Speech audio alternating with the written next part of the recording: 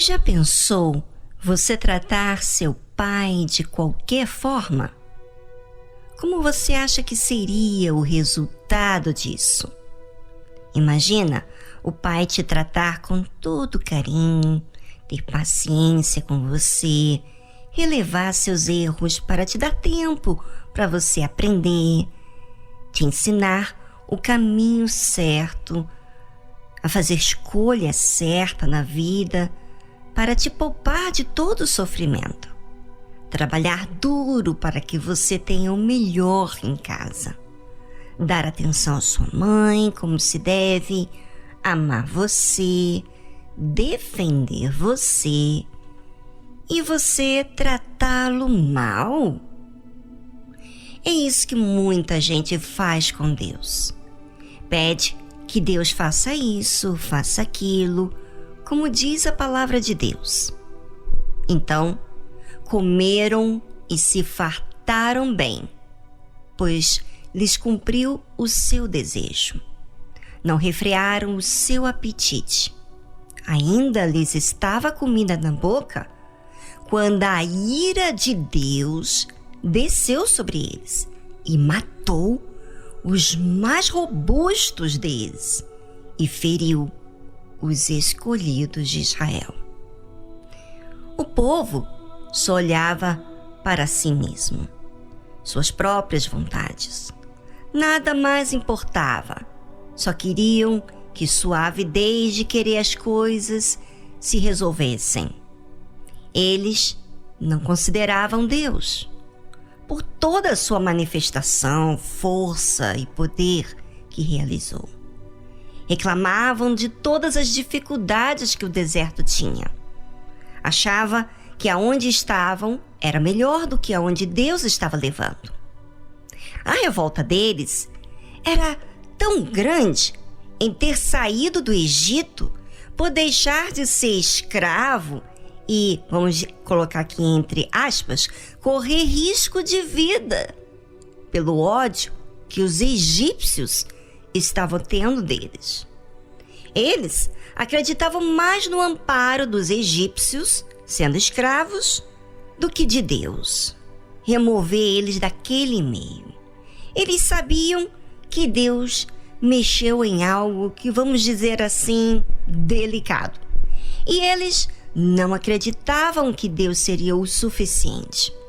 Por isso, viviam com suas murmurações, queixas, rebeldias, em querer tudo o que haviam deixado.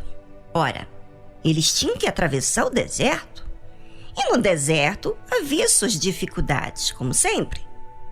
E eles não queriam que Deus permitisse as dificuldades do deserto. Queria que o deserto tivesse tudo o que havia no Egito. Ora, o Egito era um lugar promíscuo. Eles eram escravos, odiados por serem tantos que os egípcios temiam a força dessa grande multidão. Mas mesmo assim, lá eles estavam acostumados com o que eles faziam. E Deus queria apresentar a todo aquele povo escravo uma nova vida. E você sabe que uma pessoa que viveu anos de escravidão não sabe se comportar. Então, Deus se apresentou paciente, ensinou esse povo, mas eles não quiseram largar o Egito de dentro deles. Não queriam se desafiar para uma vida melhor, mesmo que o povo havia visto tantas maravilhas, revelando assim que eles eram especiais para Deus. Eles desconsideraram completamente Deus, e isso irritou a Deus. Mas e aí? Será que eles temeram a Deus com a sua ira? Vou ler aqui em Salmo 78, versículo 31, diz assim: quando a ira de Deus desceu sobre eles e matou os mais robustos deles e feriu os escolhidos de Israel, com tudo isto, ainda pecaram e não deram crédito às suas maravilhas. Ah, se eu fosse Deus, já teria desistido desse povo. Mas Deus não é como nós. Ele mantém a sua palavra, a sua promessa, ainda que ele mesmo tenha que sofrer muito com isso. Ele fez uma promessa a Abraão e não esqueceu dela. O povo não temeu quando Deus feriu os escolhidos de Israel. Continuaram a pecar. E como foi esse pecado? Não deram crédito às suas maravilhas. Será, ouvinte, que você tem sido assim? Dar mais crédito às ameaças das pessoas? Será que você é esse tipo de gente que Deus fez tantas maravilhas, mas ainda você acha que Ele não é capaz suficiente de resguardar diante dos que dizem por aí? Por que se achar tão perfeito? Se o que você tem vivido em tantas situações mostrou que você já teve problemas com os outros. Por favor, ouvinte, não sejas assim. Sabe o que acontece quando você insiste em fazer as coisas do seu jeito? Esse jeito aí de continuar no erro.